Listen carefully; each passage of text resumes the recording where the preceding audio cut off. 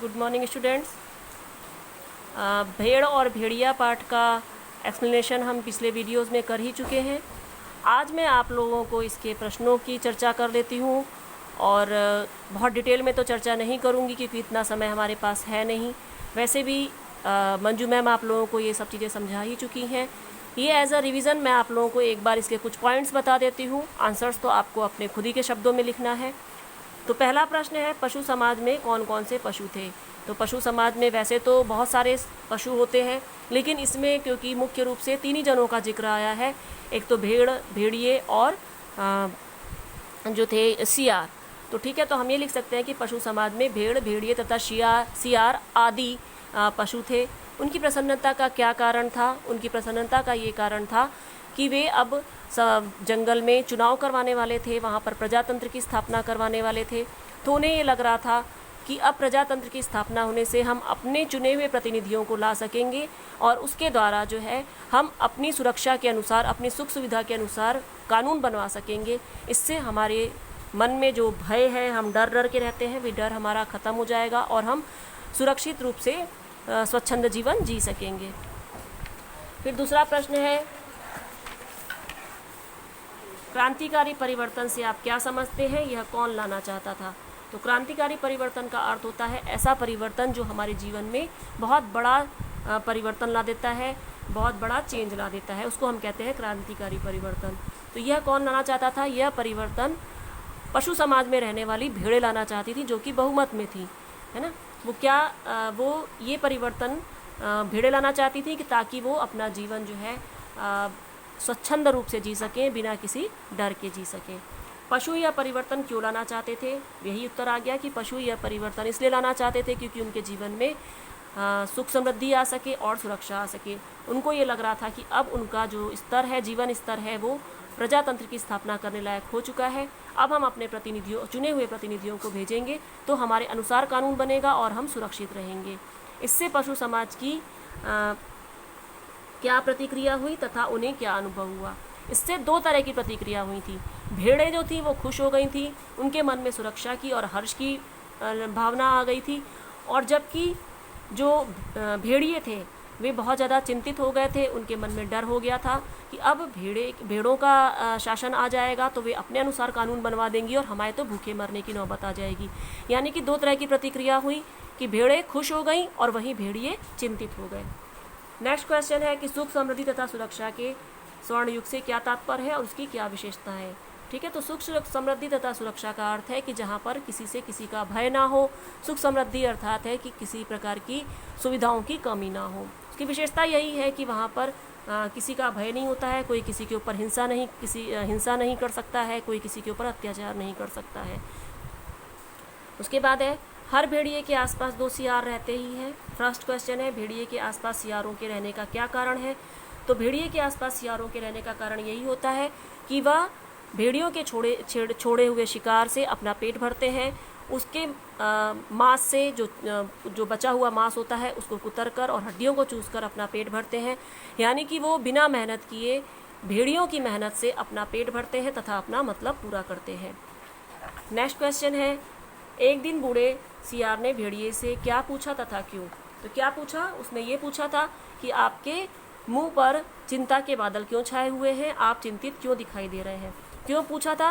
क्योंकि उसे पता था कि अब चुनाव का समय आ गया है और भेड़ें अपना प्रतिनिधि चुन के लाने वाली हैं, और ऐसे में जो है भेड़िया बहुत चिंतित था। तो उसने जब उसको देखा, चिंतित हुआ, तो ये पूछा। हालांकि कारण ये था कि वो जानता था कि मैं प्रश्न पूछूं, जानता सब कुछ था वो, लेकिन उसने जानकर ये पूछा कि जिससे भेड़िया उसको अपना चिंता का कारण बताए और उसके बाद वो मक्खनबाजी करके कुछ उसको आश्वासन दे, कुछ तरीके सुझाए और भेड़ियों की नज़रों में अच्छा बन सके कि कल को जब भेड़िया जीत के आ जाएंगे तो सियारों को उसका फ़ायदा उठाने को मिलेगा।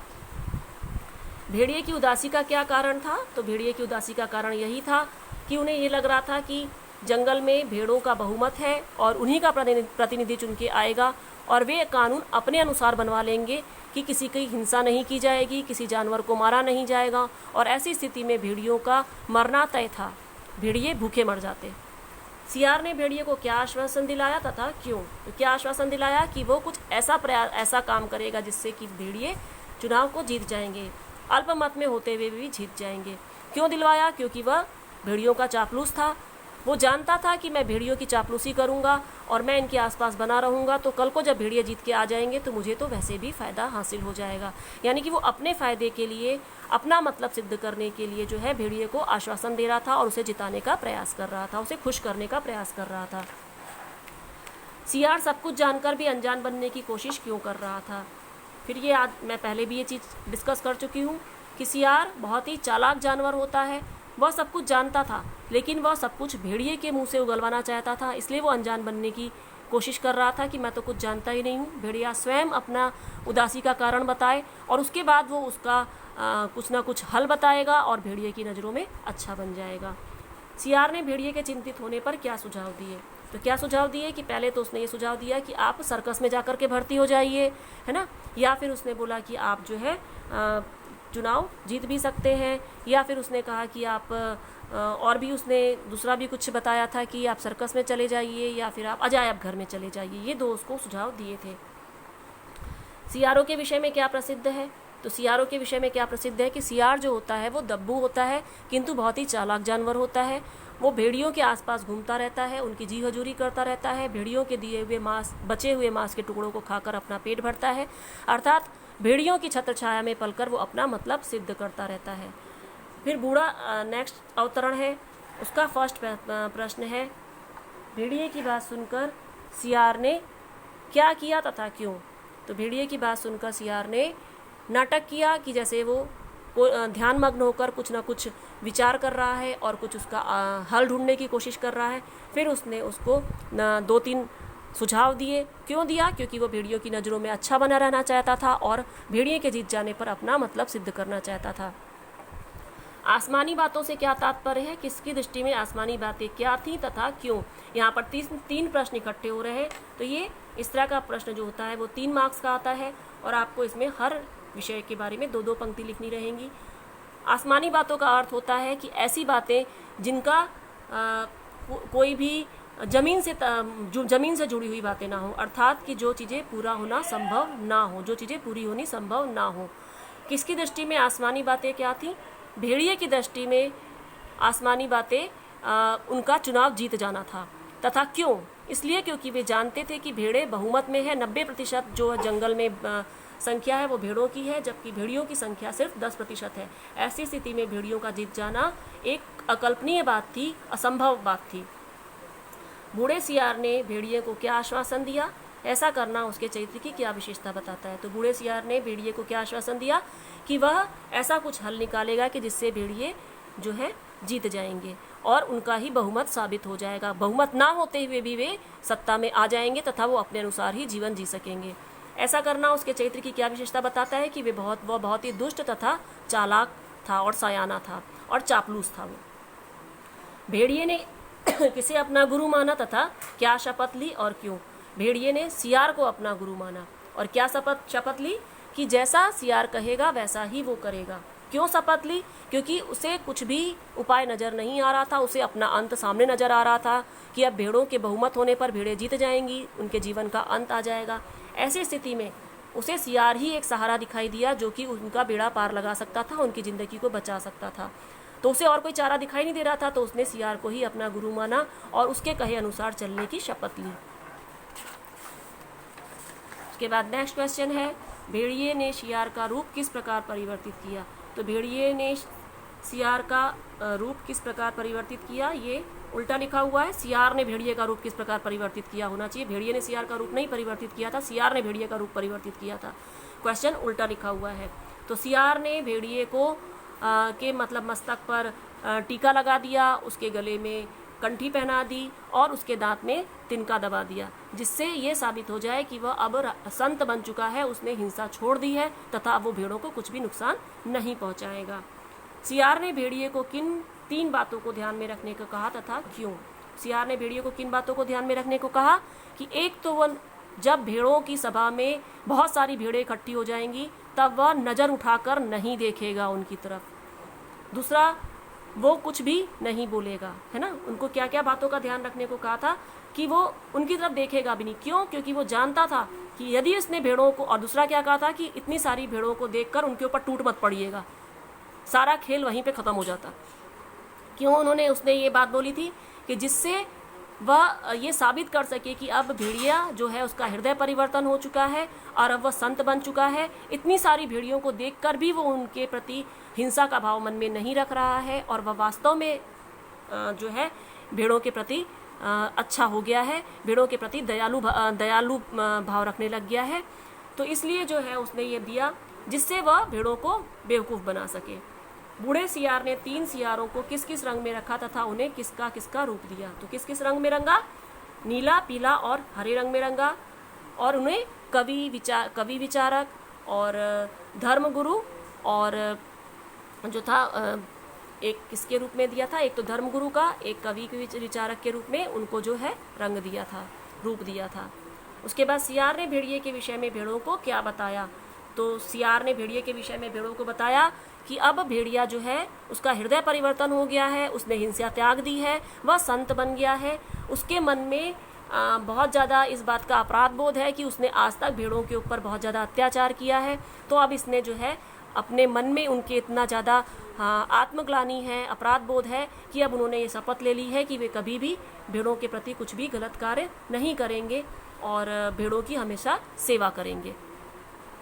सियार ने भेड़ों पर भेड़िए के अत्याचार के विषय में क्या टिप्पणी की? तो उसने क्या बताया कि वो कुछ भी ऐसा अत्याचार नहीं करते हैं, ये तो उनको बदनाम करने की बातें हैं। लोग मांस खाकर भेड़ियों के घर के सामने फेंक जाते हैं जिससे ये लगता है कि भेड़ियों ने मांस खाया है, जबकि ऐसा नहीं होता है। बूढ़ा सियार समाज में किस प्रकार लोगों का प्रतीक है, समझा कर लिखिए। बूढ़ा सियार जो है समाज में जो चापलूस लोग होते हैं, दुष्ट लोग होते हैं, जो कि दूसरों की चापलूसी करके अपना उल्लू सीधा करते हैं, अपना दूसरों को बेवकूफ़ बनाते हैं, सीधी सादी जनता को बेवकूफ़ बनाते हैं, तथा जो सामर्थ्यवान लोग होते हैं, नेता लोग होते हैं, उनकी चापलूसी करते हैं और उससे अपना मतलब सिद्ध करते रहते हैं। उसके बाद नेक्स्ट क्वेश्चन है,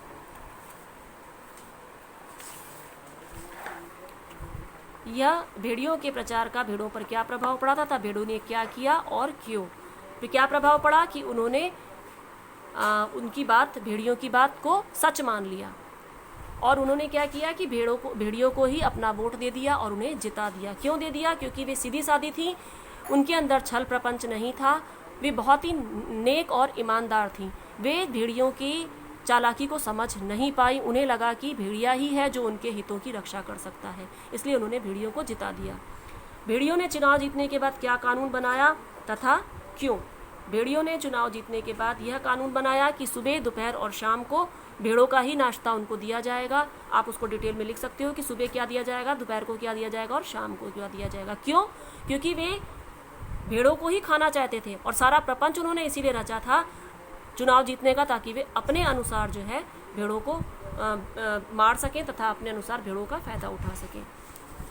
प्रस्तुत कहानी का उद्देश्य स्पष्ट कीजिए। प्रस्तुत कहानी का उद्देश्य यही है कि लेखक समझाना चाहते हैं कि हमें लोगों की, नेताओं की चिकनी चुपड़ी बातों में नहीं आ जाना चाहिए, अपना भला बुरा खुद समझना चाहिए कि क्या सही है या क्या गलत है।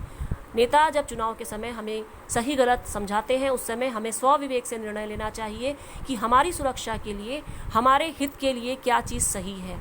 लोगों की बातों पे अंधविश्वास नहीं कर लेना चाहिए और अपनी सुरक्षा का स्वयं ध्यान रखना चाहिए। और हमें अपने आसपास रह रहे ऐसे लोगों को पहचानना चाहिए जो कि अपना मतलब सिद्ध करने के लिए हमें बेवकूफ़ बनाते हैं। क्या प्रस्तुत कहानी वर्तमान समाज का प्रतीक है? बिल्कुल है। हाँ, तो कैसे? अपने विचार लिखिए। इसमें हम बता सकते हैं कि किस तरह से भेड़ जो है वो प्रजा का प्रतीक है और भेड़िए जो है वो नेता का प्रतीक है, और किस तरह से नेता भेड़ियों को बेवकूफ़ नेता जो होते हैं वो समाज के सीधे सादी प्रजा को बेवकूफ़ बनाते हैं तथा अपने अनुसार चुनाव का प्रचार करके चुनाव जीत जाते हैं। उसके बाद उसका प्रयोग जो है, अपनी सत्ता का प्रयोग चुनाव सामान्य प्रजा के लिए, जिन्होंने उनको जिताया है उन्हीं के लिए करते हैं। ठीक है, तो ये हो गया आज हमारा चैप्टर समाप्त। कल हम लोग आपकी जो सूर के पद है उसकी चर्चा करेंगे।